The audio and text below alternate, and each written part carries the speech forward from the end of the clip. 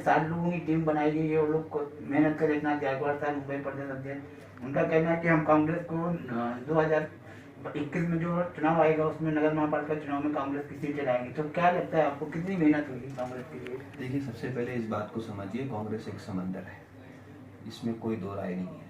कांग्रेस के पास जो विशाल तजुर्बा है, कांग्रेस के पास जो टीम है और कांग्रेस के पास जो इतिहास है, वो किसी भी दूसरी राजनीतिक दल के पास नहीं है। हाँ, इस दुनिया का दस्तूर है कि हर उरूज को जवाल है और हर जवाल को उरूज है।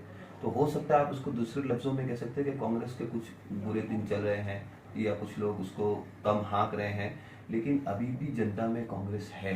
उसका एक मिसाल दूंगा, आपको लगता होगा कि मैं मजाक कर रहा हूँ, लेकिन ये कि 2019 का चुनाव हुआ, एक लहर थी, कोई कह रहा था मोदी लहर थी, कोई कह रहा था भाजपा लहर थी, और एक पानी की तरह पैसा बहा और सारी चीजें हुई। उस माहौल में भी मुल्क के 13 करोड़ लोगों ने कांग्रेस को वोट किया।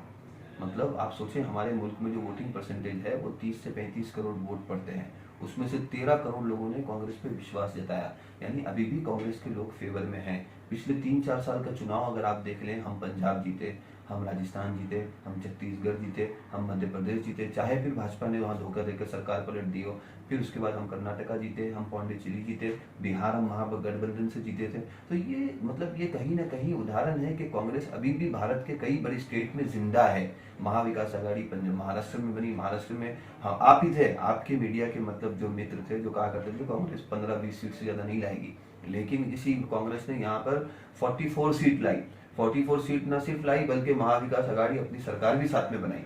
तो ऐसा कहना कि भाई कांग्रेस खत्म हो चुकी है, बिल्कुल डूब चुकी है, कहाँ खत्म हुई? अकेले हम सरकार चला रहे हैं, पंजाब में चला रहे, राजस्थान में चला रहे, पौंडीचेरी में चला रहे, छत्तीसगढ़ में चला रहे, जॉइंट में हम सरकार चला रहे, महाराष्ट्र में चला रहे, महागठबंधन के साथ हमने बिहार में सरकार बनाई थी। कई स्टेट है, आप यकीन करेंगे वेस्ट बंगाल में कभी कांग्रेस का जब से मतलब जो 90s के बाद का जो दौर रहा, कांग्रेस कभी 10-12 सीट से ऊपर नहीं आती थी। लेकिन पिछला वेस्ट बंगाल का जो चुनाव हुआ था, कांग्रेस ने थर्ड फ्रंट को पीछे छोड़कर 48 सीट, आज 48 आमदार है कांग्रेस के।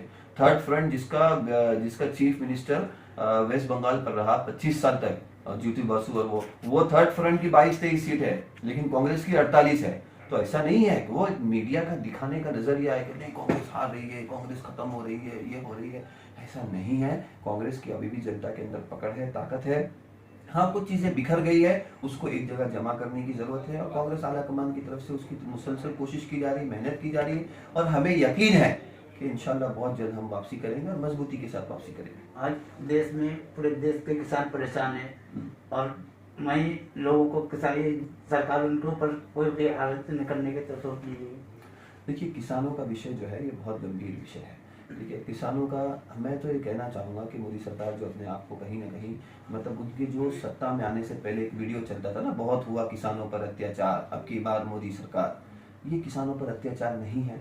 किसान क्या मांग रहे हैं? एक एमएसपी मांग रहे हैं। किसान क्या मांग रहे हैं? सब्जी मंडी का जो निजाम जो इतने सालों से चला आ रहा है वो मांग रहे हैं। किसान क्या मांग रहे हैं? किसान ये मांग रहे हैं कि भाई हमारी सिस्टम को प्राइवेटाइज नहीं किया जाए, हमारे सिस्टम को अडानी अंबानी और करोड़पतियों के हाथ में न दिया जाए। ये उनकी बेसिक चीज है। एक कहीं ना कहीं वो लोग जो हमारे आपको मालूम है, आजादी के बाद में हम वो अनाज खाते थे जो यूरोप और इटली के अंदर जो जानवरों का अनाज होता था, जो बच जाता था, वो भारत आता था। जब भारत आजाद हुआ उस वक्त भारत की स्थिति ये थी, लेकिन आज भारत की स्थिति 60-70 साल में ये हो गई है कि हम अनाज के मामले में दुनिया में 3rd लार्जेस्ट एक्सपोर्टर है।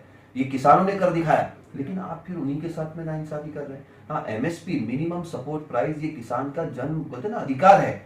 अभी उसका नुकसान क्या होगा आपको मैं बताऊं कि एक मिसाल के तौर पे गवर्नमेंट की तरफ से कानून फिक्स था कि एक फला चावल है वो 40 रुपए में बिकेगा, 40 रुपए से कम इसकी कोई बोली नहीं लगाएगा। आपने एमएसपी खत्म कर दी, प्राइवेट कंपनियों को उसके उस सेक्टर में आजादी दे दी। अब प्राइवेट कंपनियां जो बोली लगाने के लिए आएगी वो सब मोनोपोली करेंगी कि आज कोई भी 2 रुपए से ज्यादा बोली नहीं लगाएगा। अब किसान जो साल भर की मेहनत जमा करके ट्रांसपोर्टेशन का खर्चा करके मंडी तक आया है, अब सारी खरीदार कंपनियां एक साथ में मिलकर 2 रुपया बोली लगा रही, उसको मजबूरन अपना माल 2 रुपए में बेचना पड़ेगा। ये मोनोपोली की वजह से होगा। आपको मालूम है एसेंशियल कम्युनिटी बिल क्या है? जिसके पास जितना स्टॉक करने की ताकत होगी वो उतना माल जमा करेगा और अपनी मर्जी से जमा करेगा और अपनी मर्जी पे जब चाहे ही बेचेगा।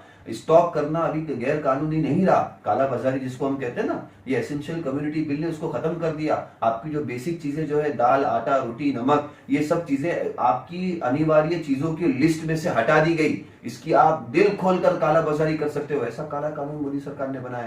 किसान वही मांग रहे कि कानून खत्म कर दो, तो जब नहीं खत्म कर रहे हैं तो कहीं ना कहीं इस तहरीक को जो है वो पूरा समर्थन होना चाहिए। लेकिन फ्री का पानी जो आज 20 रुपए लीटर बेचा जा रहा है और यही अनाज मिनट के पास जाने के बाद कितना महंगा बिक सकता है। देखिए, प्राइवेटाइजेशन का तो नुकसान है ही है।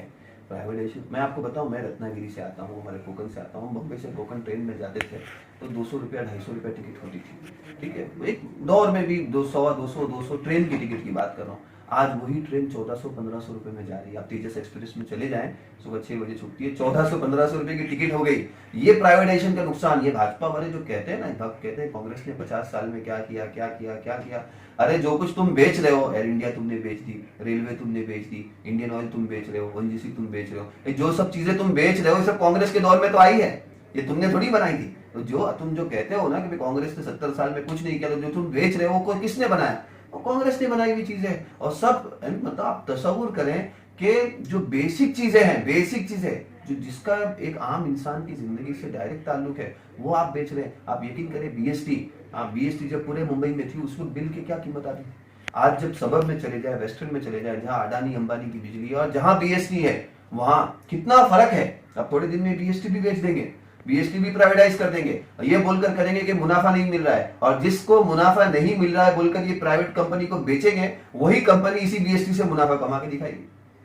तो कहीं ना कहीं देश को दोबारा गुलाम बनाने की एक सोच है और उस पर कार्य किया जाए।